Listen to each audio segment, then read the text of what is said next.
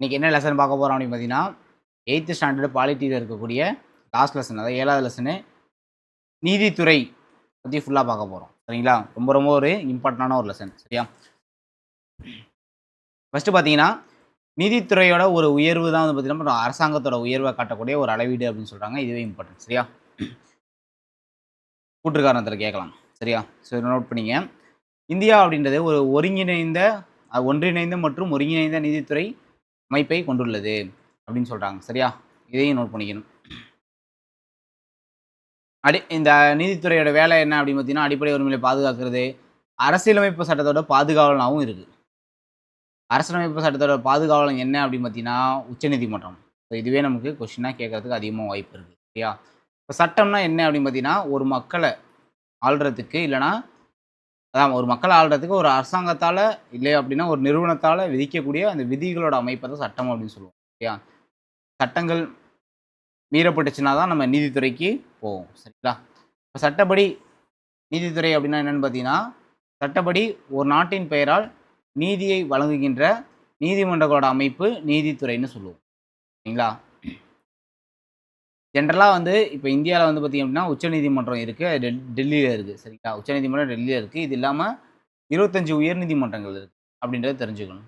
அடுத்து, அப்ப இந்திய நீதித்துறையுடைய பரிமாண வளர்ச்சி எப்படி இருக்கு அப்படின்னு பார்த்தீங்கன்னா, முதல்ல பண்டைய காலத்தில நீதித்துறை அப்படின்னு பார்ப்போம்.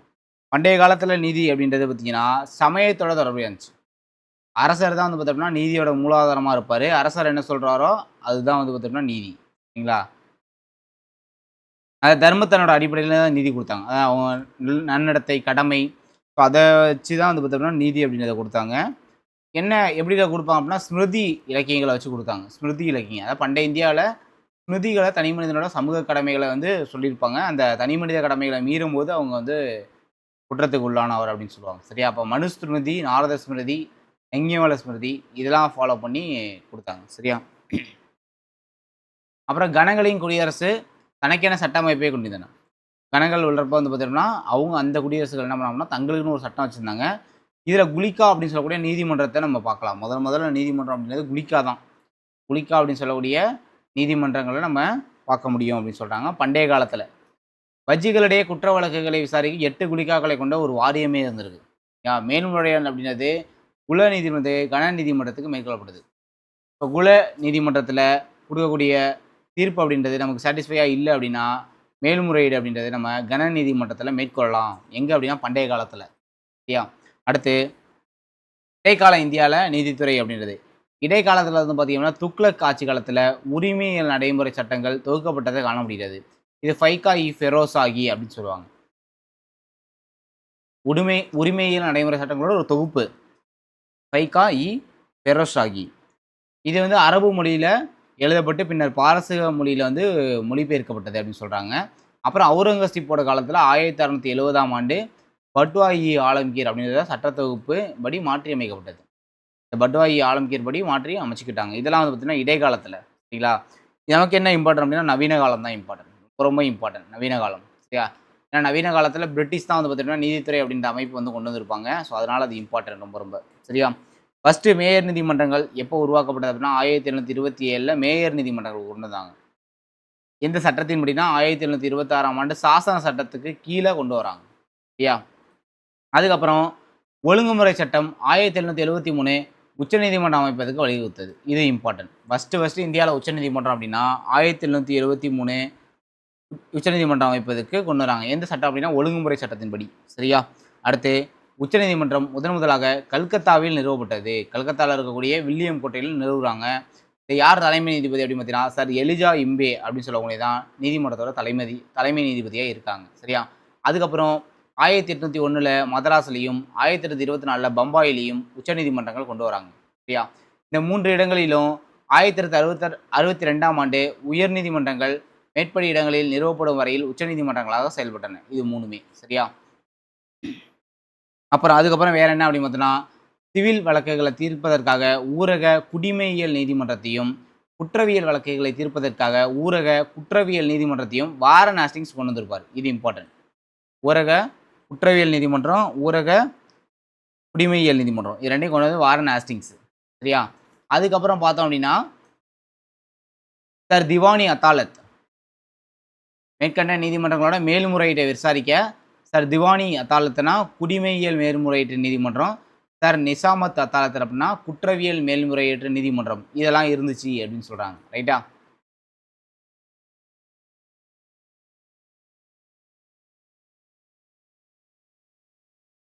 அதுக்கப்புறம் இந்த இடம் கல்கத்தா உயர்நீதிமன்றம் நாட்டின் மிக பழமையான உயர்நீதிமன்றம். இது 1862ஆம் ஆண்டு நிறுவப்பட்டது. அதே சமயம் அலகாபாத் உயர்நீதிமன்றம் நாட்டின் மிகப்பெரிய நீதிமன்றம். இது ரொம்ப இம்பார்ட்டன்ட் ரெண்டுமே. சரியா? அதுக்கப்புறம் சார் திவானி அத்தாலத், சார் நிஷாமத் அதாலத் இதெல்லாம் வந்து பார்த்தீங்கன்னா அலகாபாத்தில் நிறுவப்பட்டது அப்படின்னு சொல்லி கொடுத்துருக்காங்க. சரியா? அதையும் நோட் பண்ணிக்கணும். அப்புறம் மெக்காலே பிரபு ரொம்ப ரொம்ப இம்பார்ட்டன்ட். ஏன்னா அப்படின்னா இவர் சட்ட ஆணையத்தை வந்து அமைச்சிருப்பார். சரிங்களா? சட்டங்கள் எல்லாம் இவங்க தான் வந்து உருவாக்கியிருப்பாங்க. மெக்காலே என்பவரால் அமைக்கப்பட்ட சட்ட ஆணையம் இந்திய சட்டங்களை நெறிமுறைப்படுத்தியது. இது இல்லாமல் 1959ல் உரிமையியல் நடைமுறை சட்டமும், 1960ல் இந்திய தண்டனை சட்டமும், 1961ல் குற்றவியல் நடைமுறை சட்டமும் கொண்டு வந்தாங்க. சட்டங்கள்லாம் அப்படியே நோட் பண்ணி 59 உரிமையியல் நடைமுறை சட்டம், 60 இந்திய தண்டனை சட்டம், 61 குற்றவியல் நடைமுறை சட்டம். சரிங்களா? இது இல்லாமல் 1935ஆம் ஆண்டு இந்திய அரசு சட்டம் கூட்டாட்சி நீதிமன்றங்களை உருவாக்கியது. இது கூட கேட்கலாம் கொஸ்டினா. கூட்டாட்சி நீதிமன்றங்கள் எந்த சட்டத்தின்படி உருவாக்கப்பட்டதுன்னா 1935 சட்டத்தின்படி உருவாக்கப்பட்டது. சரியா? அதுக்கப்புறம் 1949ஆம் ஆண்டு இதெல்லாம் வேணாம், இதெல்லாம் ஜஸ்ட் ஸ்டோரி தான். இந்திய உச்சநீதிமன்றம் 1950 ஜனவரி 28ஆம் நாள் தொடங்கப்பட்டது. இந்தியாவில் இருக்கக்கூடிய உச்சநீதிமன்றம் எப்போ தொடங்கினா 1950 ஜனவரி 28ஆம் நாள் தொடங்கப்பட்டது.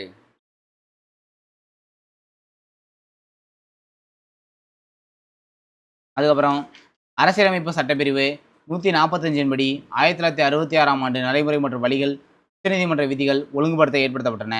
இந்திய அரசியலமைப்பு சட்டத்தோட 6வது அத்தியாயத்தின் கீழ் பகுதி 5 படி ஒன்றிய நீதித்துறையும், அத்தியாயம் 6 கீழ் பகுதி 6 படி மாநிலம் துணை நீதிமன்றங்கள் என்ற பெயரிலும் நிறுவ வழிவகை செய்கிறது. ஒன்றும் இல்லை, உச்சநீதிமன்றம் நிறுவுறாங்க. சரிங்களா? அப்புறம் உயர்நீதிமன்றம் நிறுவுறாங்க. இதில் 124லேருந்து 147 வரையிலான அரசியலமைப்பு சட்டப்பிரிவுகள் இந்திய உச்சநீதிமன்றத்தோட அமைப்பு மற்றும் அதிகார வரம்பினை வகுத்து கூறுகிறது. இந்த ஆர்டிக்கல் நோட் பண்ணிக்கணும். 124லேருந்து 147 வரையும் உச்சநீதிமன்றத்தோட அமைப்பு மற்றும் அதிகார வரம்பை பற்றி சொல்லக்கூடியது. இப்போ முதல்ல இந்திய உச்சநீதிமன்றத்தை பற்றி பார்ப்போம். இந்த உச்சநீதிமன்றம் எடுக்கக்கூடிய முடிவுகள் எல்லா நீதிமன்றத்தையும் கட்டுப்படுத்தும்பா. ஏன்னா இருக்கிறதுல ஹெட்டு இதுதான், டெல்லியில் இருக்குது. ஓகேங்களா? உச்சநீதிமன்றம். அப்புறம் உயர்நீதிமன்ற நீதிபதியை இடமாற்றம் செய்யக்கூடிய அதிகாரமும் இவங்கள்ட்ட இருக்குது. எந்த ஒரு நீதிமன்றத்தோட வழக்குகளையும் தன்னோட கட்டுப்பாட்டுக்கு கீழே கொண்டு வர முடியும் இவங்களால். வழக்குகளை ஒரு உயர்நீதிமன்றத்தை மற்றொரு உயர்நீதிமன்றத்துக்கு மாற்றுறதுக்கு இவங்களுக்கு அதிகாரம் இருக்குது. அடுத்து உயர்நீதிமன்றம். உயர்நீதிமன்றம் இந்தியாவில் மொத்தமாக 25 இருக்குது. சரிங்களா? கீழ் நீதிமன்றத்தில் வரக்கூடிய அந்த மேல்முறையீடுகளை இவங்க விசாரிக்கலாம். அடிப்படை உரிமைகளை பெறுவதற்கான நீதி பேராணைகளை இவங்க வெளியிடலாம். ஆர்டிகல் 226 படி நீதி பேராணை வெளியிடுவாங்க. உச்சநீதிமன்றம் ஆர்டிகல் 32 படி நீதி பேராணையை வெளியிடுவாங்க. மாநிலத்தோட எல்லைக்குள்ள வழக்குகளை மட்டும் விசாரிக்கலாம் இவங்க. சரியா? கீழ் நீதிமன்றங்களை கண்காணிக்கக்கூடியது வேலையும் கட்டுப்படுத்தக்கூடிய அதிகாரமும் இவங்கள்ட்ட இருக்கு. அடுத்து மாவட்ட நீதிமன்றம். மாவட்ட நீதிமன்றம் மாவட்ட எல்லைக்குள்ள இருக்கக்கூடிய வழக்குகளை வந்து கையாளக்கூடியது. குற்றவியல் தொடர்பான வழக்குகளை இவங்க தீர்த்து வைப்பாங்க. சரியா? அடுத்த துணை நீதிமன்றங்கள் அப்படின்றது ஜென்ரலாக உரிமையியல் குற்றவியல் வழக்குகளை விசாரிப்பாங்க. அடுத்து இந்த இடம் இம்பார்ட்டன்ட். ஒரு சுதந்திரமான நீதித்துறை அப்படின்ற கருத்தை முன்மொழிந்த முதல் அரசியல் தத்துவஞானி யார் அப்படின்னு பார்த்தீங்கன்னா மாண்டெஸ்கியூ. சரியா? இவர் சொன்னது இம்பார்ட்டன்ட்பா. பிரெஞ்சு தத்துவஞானி இவர் தான் சட்டமன்றம், நிர்வாகம், நீதித்துறை ஆகிய 3 பிரிவுகளாக அரசாங்கம் செயல்பட வேண்டும் என்ற அதிகார பகிர்வு கோட்பாட்டில் அவர் நம்பிக்கை கொண்டிருந்தார். இப்போ அப்படி தான் செயல்படுறாங்க. சரிங்களா? சட்டமன்றம், நிர்வாகம், நீதித்துறை அப்படின்னு சொல்லி 3ஆக பிரித்து தான் வந்து பார்த்திங்கன்னா இந்தியாவில் செயல்படுது. ஸோ அதனால் இந்த மாண்டெஸ்கியூ ரொம்ப ரொம்ப இம்பார்ட்டன்ட். அடுத்து மாவட்ட நீதிமன்றம். இந்த மாவட்ட நீதிமன்றம் வந்து பார்த்திங்க அப்படின்னா சிவில் கேஸ் எல்லாம் விசாரிப்பாங்க. சரிங்களா? சிவில் கேஸை விசாரிக்கக்கூடியது தான் மாவட்ட நீதிமன்றம். அதே டைம் கிரிமினல் கேஸ் அவங்க விசாரித்தாங்கன்னா அதுக்கு பேர் அமர்வு நீதிமன்றம். இந்த மாவட்ட நீதிமன்றது சிவில் கேஸை விசாரிப்பாங்க. குற்றவியல் வழக்குகளை விசாரிக்கக்கூடிய நீதிமன்றங்களை அமர்வு நீதிமன்றம் அப்படின்னு சொல்லுவாங்க. பஞ்சாயத்து நீதிமன்றம் அப்படின்றது கிராம அளவில் இருக்கக்கூடிய சிவில் அண்ட் கிரிமினல் கேஸுகளை விசாரிக்கக்கூடிய பஞ்சாயத்து நீதிமன்றம். கிராம அளவில் பஞ்சாயத்து நீதிமன்றம் அப்படின்னு சொல்லுவாங்க. சரியா? அப்புறம் வருவாய் நீதிமன்றங்கள். இது வந்து பார்த்திங்க அப்படின்னா நில ஆவணங்கள் தொடர்பான வழக்குகள்லாம் விசாரிக்கக்கூடியது. வருவாய் வரக்கூடிய இதை பற்றி விசாரிக்கக்கூடியது. அதாவது நில வருவாயை நிர்ணயம் செய்து நில உரிமையிலிருந்து அதனை வசூலிக்கிறது. சரியா? அடுத்து லோக் அதாலத் ரொம்ப ரொம்ப இம்பார்ட்டன்ட். இது என்ன சொல்லுவாங்க அப்படின்னா மக்கள் நீதிமன்றம் சொல்லுவாங்க. லோக் அதாலத்னா மக்கள் நீதிமன்றம். இது வந்து விரைவான நீதியை வழங்குறதுக்காக கொண்டு வந்தாங்க. சரிங்களா? இது மக்களோட முன்னிலையில மக்கள் பேசக்கூடிய மொழிகளிலேயே என்ன பண்ணுவாங்க, இத தீர்த்து வைப்பாங்க. இதுல வந்து ஒரு ஓய்வு பெற்ற நீதிபதியும், ஒரு சமூக பணியாளர் மற்றும் ஒரு வழக்கறிஞர் 3 நபர்கள் இருப்பாங்க. வழக்குரைஞர்லாம் இல்லாம வழக்குகள்லாம் முன்வைக்கப்படுகிறது. இது முதல்ல எங்க கொண்டு வந்தாங்க அப்படின்னா, லோக் அதாலத் 1982 குஜராத் மாநிலத்தில இருக்கக்கூடிய ஜுனாகத்ல கொண்டு வந்திருப்பாங்க. இது ரொம்ப ரொம்ப இம்பார்ட்டன்ட் கேட்பாங்க. அடுத்து விரைவு நீதிமன்றம் எப்போ கொண்டு வந்தாங்கன்னா 2000ல கொண்டு வந்தாங்க. விரைவு நீதிமன்றம் 2000த்துல கொண்டு வந்தாங்க. அடுத்து குடும்ப நீதிமன்றம் குடும்பம் தொடர்பான பிரச்சனைகள சால்வ் பண்ணக்கூடியது. நடமாடும் நீதிமன்றங்களும் இப்போ கொண்டு வந்திருக்காங்க. சரிங்களா? ஸோ அதையும் தெரிஞ்சுக்கணும். இது இல்லாம நீதிமன்றங்கள் 2005ஆம் ஆண்டு கொண்டு வரப்பட்டது. நீதிமன்றங்கள் இப்போ ஒரு கேஸ் நடக்குது அப்படின்னா, நம்ம என்ன பண்ண முடியும்? வீட்லயே உட்காந்துட்டு அந்த கேஸ பார்க்க முடியும். ஸோ அதான் நீதிமன்றங்கள் அப்படின்றது இம்பார்ட்டன்ட். 2005ஆம் ஆண்டு இந்த திட்டத்த கொண்டு வந்திருப்பாங்க. சரியா? அதுக்கப்புறம் நீதித்துறையோட பங்கு அப்படின்னு பார்த்தோம்னா, நீதித்துறை தகராறுகள தீர்வு செய்றது இவங்களோட வேலை. பிரச்சனைக்கு தீர்வு குடுக்குறது. அது குடிமக்களுக்கான பிரச்சனையா இருக்கலாம், இல்ல குடிமக்களுக்கு அரசாங்கத்துக்கான பிரச்சனையா இருக்கலாம், இல்ல 2 மாநில அரசாங்கத்துக்குள்ள பிரச்சனையா இருக்கலாம், இல்ல ஸ்டேட் கவர்ன்மென்ட்க்கும், சென்ட்ரல் கவர்ன்மென்ட்க்கும் உள்ள பிரச்சனையா இருக்கலாம். இதெல்லாம் தீர்வு செய்வாங்க. இது இல்லாம நீதி மறு நீதிமன்ற மறு ஆய்வு அதிகாரமும் இவங்கள்ட்ட இருக்கு. எக்ஸாம்பிள் நாடாளுமன்றத்தால் இயற்றப்பட்ட சட்டம் அப்படின்றது, அரசியலமைப்பு சட்டத்தின் அடிப்படையில அமைப்பினை மீறுகிறது அப்படின்னு நீதித்துறை நம்புனுச்சு அப்படின்னா, அரசியலமைப்பு சட்டத்திற்கு முரணானது என அறிவிக்கக்கூடிய அதிகாரம் நீதித்துறைக்கு மட்டும் தான் இருக்கு. எக்ஸாம்பிள் நாடாளுமன்றத்தில ஒரு சட்டம் கொண்டு வராங்க. அது இந்திய அரசியலமைப்புக்கு முரணா இருக்கு அப்படின்னா, அந்த சட்டத்த கேன்சல் பண்ணக்கூடிய அதிகாரம் இவங்கள்ட்ட இருக்கு. நீதித்துறைக்கு. அடுத்து சட்டத்தை நிலைநிறுத்துதல் மற்றும் அடிப்படை உரிமைகள செயல்படுது. அதான் அடிப்படை உரிமைகள் பாதிக்கப்பட்டுச்சு அப்படின்னா, எந்த ஒரு குடிமகனா இருந்தாலும் உயர்நீதிமன்றத்தையோ, உச்சநீதிமன்றத்தையோ டைரக்ட்டா போயிரலாம். இல்லா? ஸோ அந்த அதிகாரமும் இவங்கள்ட்ட இருக்கு. அப்புறம் தேசிய சட்ட சேவைகள் அதிகாரம் 1987ல கொண்டு வந்திருப்பாங்க. தேசிய சட்ட சேவைகள் அதிகாரம். இது என்ன அப்படின்னா, இது சமுதாயத்தோட அந்த நலிந்த பிரிவினருக்கு இலவச சட்ட உதவிகள் வழங்குவதோடு, பிரச்சனைகளுக்கு இணக்கமான தீர்வுக்கான லோக் அதாலத்தை ஏற்பாடு செய்யும். சரிங்களா? ஏன்னா கேஸ் நடத்தணும் அப்படின்னா நெறைய பேருக்கு காசு இருக்காது. ஸோ அதனால என்ன பண்றாங்க அப்படின்னா, நலிந்த பிரிவினருக்கு இலவச சட்ட உதவிகள் பண்ணுவாங்க. சரிங்களா? தேசிய சட்ட சேவைகள் அதிகாரம் அப்படின்றது 1987ல கொண்டு வந்திருப்பாங்க. அதுக்கப்புறம் பார்த்தோம்னா, இந்திய உச்சநீதிமன்றம். இது இந்தியாவோட மிக உயர்ந்த நீதிமன்றம் அப்படின்னு நமக்கு தெரியும். டெல்லியில இருக்கு. சரிங்களா? இது இப்ப தான் நம்ம பார்த்தோம் 1950 ஜனவரி 28ல கொண்டு வந்திருப்பாங்க. சரியா? இந்திய அரசியலமைப்புப்படி உச்சநீதிமன்றம் அரசமைப்பு சட்டத்தின் பாதுகாவலாகவும், இறுதி மேல்முறையீட்டு நீதிமன்றமாகவும் இருக்கு. இது கொஸ்டின். இறுதி மேல்முறையீட்டு அதிகாரமும் இவங்கள்ட்ட தான் இருக்கு. அப்போ உச்சநீதிமன்றத்தோட அதிகார வரம்பு என்ன அப்படின்னு பார்த்தோம்னா, முதன்மை அதிகார வரம்புனா உச்சநீதிமன்றத்தில மட்டுமே முதன்முறையாக தொடுக்கப்படக்கூடிய வழக்குகள விசாரிக்க அதிகாரம் இவங்கள்ட்ட தான் இருக்கு. முதன்முறையாக தொடுக்கப்படும் வழக்குகள விசாரிக்கக்கூடிய அதிகாரம் இவங்கள்ட்ட தான் இருக்கு. இது இல்லாம மத்திய அரசுக்கும் ஒரு மாநிலம் அல்லது அதற்கு மேற்பட்ட மாநிலங்களுக்கு இடையேயான பிரச்சனைகள இவங்க தான் தீர்த்து வைப்பாங்க. 2 அப்படின்னா அதற்கு மேற்பட்ட மாநிலங்களுக்கான பிரச்சனையும் தீர்த்து வைப்பாங்க. இதெல்லாம் வந்து பார்த்தீங்க அப்படின்னா முதன்மை அதிகாரத்தில அடங்கும். சரியா? அடுத்து மேல்முறையீட்டு அதிகாரம் அப்படின்றது உயர்நீதிமன்றம் வழங்கிய தீர்ப்ப எதிர்த்து மேல்முறையீடு செய்யப்படும் வழக்குகள விசாரிக்கக்கூடிய அதிகாரம் உச்சநீதிமன்றத்துக்கு மட்டும் தான் இருக்கு. சரிங்களா? வழக்குகள மேல்முறையீட்டுக்கு தகுதியுள்ளது அப்படின்னு உச்சநீதிமன்றம் ஒரு சான்றிதழ் குடுக்கணும். குடுத்தா மட்டும் தான் இவங்க விசாரிக்கலாம். சரிங்களா? கம்பல்சரி குடுத்தாகணும் சான்றிதழ். அடுத்து ஆலோசனை அதிகார வரம்பு. ஆலோசனை அதிகார வரம்புனா, குடியரசுத் தலைவரால் குறிப்பிடப்படும் பொது முக்கியத்துவம் வாய்ந்த கேள்வி குறித்த ஆலோசனை வழங்கும் அதிகாரம் உச்சநீதிமன்றத்துக்கு இருக்கு. சரிங்களா? அடுத்து நீதி பேராணை அதிகார வரம்பு இப்ப தான் பார்த்தோம். நீதி பேராணை அப்படின்றது 32 படி உச்சநீதிமன்றமும், 226 படி உயர்நீதிமன்றமும் நீதி பேராணைகளை வெளியிடும். இது ரொம்ப ரொம்ப இம்பார்ட்டன்ட். ப்ரீவியஸ் கொஸ்டின் நெறைய டைம் கேட்டிருக்காங்க. அப்புறம் ஒரு ஆவண நீதிமன்றமாவும் இருக்கு. இந்த ஆவண நீதிமன்றமாவும் இருக்கும். அப்புறம் சிறப்பு அதிகாரம் என்ன அப்படின்னு பார்த்தீங்கன்னா, தனக்கு கீழ உள்ள நீதிமன்றங்கள் எல்லாத்தையுமே இத செயல்பாட்ட கண்காணிக்கக்கூடியது, கட்டுப்படுத்தக்கூடியது 2மே. அதுக்கப்புறம் சென்னை உயர்நீதிமன்றம். சென்னை உயர்நீதிமன்றம் பார்ப்போம். உயர்நீதிமன்றங்கள் மாநிலத்தில் மிக உயர்ந்த நீதிமன்றம். இந்தியாவின் ஒவ்வொரு மாநிலத்திலும் ஒரு உயர்நீதிமன்றம் உள்ளது. எனினும் 2 அல்லது அதற்கு மேற்பட்ட மாநிலங்கள் தங்களுக்கென ஒரு பொதுவான நீதிமன்றத்தை கொண்டிருக்கின்றன. அப்புறம் இந்த கொஸ்டின் அடிக்கடி கேட்குறாங்க. பஞ்சாப், ஹரியானா, சண்டிகர் ஆகியவை ஒரு பொதுவான நீதிமன்றத்தை கொண்டுள்ளன. சரிங்களா? சண்டிகர் நீதிமன்றம் தான். பஞ்சாபுக்கு, ஹரியானாவுக்கு, சண்டிகர் 3த்துக்கும் பொதுவான நீதிமன்றம்னா சண்டிகர் நீதிமன்றம் தான். உயர்நீதிமன்றம் தனக்கென முதன்மை அதிகார வரம்பு, மேல்முறையீட்டு அதிகார வரம்பு, நீதி பேராணை வழங்கும் அதிகார வரம்பு ஆகிய அதிகார வரம்புகளை பெற்றுள்ளது.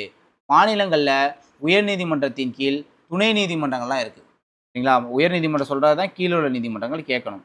அடுத்து நீதித்துறையின் சுதந்திரமான மற்றும் நடுநிலைமை செயல்பாடு. அரசியலமைப்பு சட்டத்தை உருவாக்கியவர்கள் இந்தியாவில் நீதித்துறையினை சுதந்திரம் மற்றும் நடுநிலைத்தன்மையுடன் நிறுவினர். அம்பேத்கர் வந்து பார்த்தீங்க அப்படின்னா, ஒரு கூற்று ஒண்ணு சொல்லியிருப்பாங்க. என்ன அப்படின்னா, நமது நீதித்துறையில நமது நீதித்துறையில் நிர்வாகத்திடமிருந்து சுதந்திரமாக இருக்க வேண்டும். அதே வேளையில் திறமை மிக்கதாகவும் இருக்க வேண்டும் என்பதில் அவையில் மாறுபட்ட கருத்து இருக்க முடியாது. மேலும் வினா என்னவென்றால், இப்படி இந்த 2 நோக்கங்களையும் எப்படி இந்த 2 நோக்கங்களையும் பாதுகாக்க முடியும் அப்படின்றது. இது வந்து அம்பேத்கர் வந்து இத குடுத்துட்டு அப்படியே நமக்கு என்ன பண்ணலாம்? கேட்கலாம். சரியா? அடுத்து, ஒரு திறன்மிக்க நீதித்துறை அப்படின்றது சுதந்திரமாவும் இருக்கணும், பொறுப்புணர்வுடனும் இருக்க வேண்டும் அப்படின்னு சொல்றாங்க. சரியா?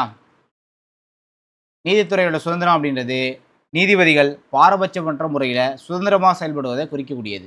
எந்த ஒரு வெளிப்புற செல்வாக்கிலிருந்தும் விடுபடுதல். சரியா? நீதித்துறை சுதந்திரமா இருந்தா தான் நாடு வந்து வளர முடியும். அடுத்து வழக்கு செயல்முறைகள். 2 வகையான வழக்குகள் 2 வகையான சட்டப்பிரிவுகள் இருக்கு. ஒண்ணு வந்து உரிமையியல் சட்டங்கள், இன்னொன்னு வந்து குற்றவியல். இது சிவில் கேஸ்ப்பா. இது சிவிலு. இது ஆ கிரிமினல் கேஸு. கிரிமினல் கேஸ்ல தான் வந்து பார்த்தீங்க அப்படின்னா, எஃப்ஐஆர் பதிவு பண்ணுவாங்க. அத வந்து நோட் பண்ணிக்கணும். கிரிமினல் கேஸ்க்கு மட்டும் தான் எஃப்ஐஆர் போடுவாங்க. சரிங்களா? இப்ப சிவில் கேஸ்னா என்னன்னு பார்த்தீங்கன்னா, இப்ப பணம், சொத்து, சமூகம் தொடர்பான பிரச்சனைகள்லாம் இது கையாளும். சிவில் கேஸ் இதெல்லாம். இப்ப நிலம் தொடர்பான பிரச்சனை, வாடகை, திருமணம் தொடர்பான பிரச்சனைலாம் இதுல வரும். உரிமையியல் நீதிமன்றத்தில பாதிக்கப்பட்டவர்களால் ஒரு புகார் தாக்கல் செய்யப்பட வேண்டும். மனுதாரரோட கோரிக்கையின்படி பணம் செலுத்தும்படியான தண்டனைகள்லாம் இதில குடுப்பாங்க. ஆனா, சிவில் கேஸ கம்பேர் பண்ணும்போது, கிரிமினல் கேஸு அப்படியே டோட்டலா டிஃபரெண்ட். இப்ப குற்றம் அப்படின்னு சொல்லக்கூடிய சட்டம் வரையறுக்கும் நடத்தைகள் அல்லது செயல்பாடுகளை இது விசாரிக்கிறது. இப்ப திருடணும், கொலை பண்ணோம், பெண்கள துன்புறுத்தோம் அப்படின்னா, இதெல்லாம் கிரிமினல்ல வரும். எஃப்ஐஆர் போட்டுருவாங்க. சரிங்களா? இது வழக்கமாக காவல்துறை விசாரணையுடன் முதல் தகவல் அறிக்கை, அதாவது எஃப்ஐஆர் பதிவு செய்வதன் மூலம் தொடங்குகிறது. அதன் பிறகு நீதிமன்றத்தில் வழக்கு பதிவு செய்யப்படுகிறது.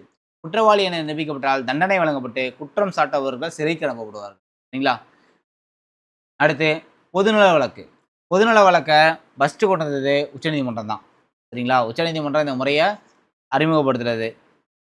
பொது நலனை பாதுகாப்பதற்காக நீதிமன்றத்தில் தாக்கல் செய்யும் ஒரு வழக்கு இது. சரியா? இது ஒரு நபர் தனது வழக்கு தொடர்பான நீதிமன்றத்தை அணுக அனுமதிக்கிறது. அடிப்படை மனித உரிமைகள் மீறல், சமய உரிமைகள், மாசுபாடு, சாலை பாதுகாப்பு ஆகியவற்றுக்காக பொதுநல வழக்கை எவரும் தாக்கல் செய்யலாம். யார் வேணா பொதுநல வழக்க போட முடியும். சரியா? இது தொடர்பாக எழுதப்பட்ட புகார் கடிதம் மூலம் இவ்வழக்கினை பதியலாம். பொதுநல வழக்கு என்ற கருத்து இந்திய நீதித்துறைக்கு ஒரு புதிதான ஒன்று. சரியா? அடுத்து மீள்பார்வையில பாருங்க. சார் திவானி அதாலத், நிசாமத் அதாலத்லாம் அலகாபாத்ல இருக்கு. இது நோட் பண்ணிக்கங்க. விரைவான நீதி வழங்குவதற்காக மக்கள் நீதிமன்றம் கொண்டு வந்தாங்க. லோக் அதாலத். ஜுனாகத்ல கொண்டு வந்திருப்பாங்க ஃபர்ஸ்ட். நீதிமன்றங்கள் 2005ல் நிறுவப்பட்டது. இந்திய அரசியலமைப்பு சட்டத்தின்படி உச்சநீதிமன்றம் அரசியலமைப்பு பாதுகாவலனாகவும் இருக்கு. அது அரசியலமைப்பு சட்டத்தோட ஒரு பாதுகாவலன். அப்புறம் மேல்முறையீட்டோட உச்ச நீதிமன்றம் அப்படின்னா உச்சநீதிமன்றம் தான். மேல்முறையீட்டுக்கு லாஸ்ட் ஃபைனல் அதுதான். சரியா? இந்தியாவோட மிக உயர்ந்த மற்றும் இறுதியான நீதித்துறை என்ன? அத இப்ப தான் சொன்னேன். உச்சநீதிமன்றம். டேஷ் இடையான பிரச்சனைகளை தீர்வு காண்பதற்காக ஒரு செயல்முறை நீதிமன்ற அமைப்பு வழங்குகிறது. எல்லாமே வரும். இப்பதான் பார்த்தோம் நம்ம. கீழ்க்கண்ட எந்த அதிகார வரம்பின் மூலம் இரு மாநிலங்களுக்கு இடையேயான பிரச்சனைகள் முதன்மை அதிகார வரம்பு. 2 மாநிலத்துக்கு இடையேயான முதன்மை அதிகார வரம்பு தான். இப்பதான் பார்த்துருப்போம் நம்ம. பொதுவான நீதிமன்றம் என்ன? பஞ்சாப், ஹரியானா, சண்டிகர். இது 3க்கு தான் பொதுவான நீதிமன்றம். பொதுநல வழக்கு யார் அறிமுகப்படுத்தினது? உச்சநீதிமன்றம் அறிமுகப்படுத்தினது. இந்தியாவில் உச்சநிலையில் உள்ள நீதிமன்றங்கள் ஒண்ணே ஒண்ணு தான் இருக்கு. அது உச்சநீதிமன்றம் டெல்லியில இருக்கு. உச்சநீதிமன்றம் அமைந்துள்ள இடம் டெல்லி. எஃப்ஐஆர்னா என்ன சொல்லுவாங்க? முதல் தகவல் அறிக்கை. First information report. இத நோட் பண்ணிக்கங்க. குற்றவியல் வழக்குகளை விசாரிக்கக்கூடிய நீதிமன்றம். குற்றவியல் வழக்குகளை விசாரிச்சுது அப்படின்னா அதுக்கு பேரு அமர்வு நீதிமன்றம். சரிங்களா? மாவட்ட நீதிமன்றம் சிவில் கேஸை விசாரிப்பாங்க. டேஷ் நீதிமன்றம் இந்தியாவோட ஒரு பழமையான நீதிமன்றம். கல்கத்தாவா? கல்கத்தா தான் பழமையான நீதிமன்றம். பெருசு அப்படின்னா அலகாபாத் நீதிமன்றம். அரசியலமைப்பு சட்டத்தை உருவாக்கியவர்கள் டேஷ் மற்றும் சுதந்திரம், நடுநிலைத்தன்மை. சுதந்திரம், நடுநிலைத்தன்மை. நீதித்துறையை உருவாக்குனது. புகழ்பெற்ற ஒரு பிரெஞ்சு தத்துவஞானி மாண்டெஸ்கியூ சுதந்திரமான நீதித்துறை என்ற கருத்தை கொண்டு வந்திருப்பார் ஃபர்ஸ்ட். இது என்னது வரும்? உரிமையியல் சட்டம். பணம்னாலே உரிமையியல் சட்டம், பணம், சொத்து, சமூகம் இந்த பிரச்சனைலாம் கையாளும். Civil case. பழங்காலத்தில் பெரும்பாலான அரசர்களோட நீதிமன்றங்கள் டேஸின்படி செயல்படும். தர்மத்தின்படி செயல்படும். தர்மத்தின்படியே நீதியை வழங்கணும். பெரும்பாலான பழங்காலத்தில் உச்சநீதிமன்றம் என்ன வரும்? முதல் தலைமை நீதிபதி நீதிமன்றத்தில். சாரி, இறுதி மேல்முறையீட்டு நீதிமன்றம். உயர் நீதிமன்றம் அப்படின்றது மாநிலத்தோட உயர்ந்த நீதிமன்றம். லோக் அதாலத் விரைவான நீதி. சார், எலிஜா என்பது தான் முதல் தலைமை நீதிபதி. ஸ்மிருதி அப்படின்றது என்ன சொல்லலாம், சமூக கடமைகள். சரியா, ஸ்மிருதியில தான் இந்தந்த கடமைகள்லாம் இருக்கும் அப்படின்னு சொல்லியிருப்பாங்க. ரைட்டா?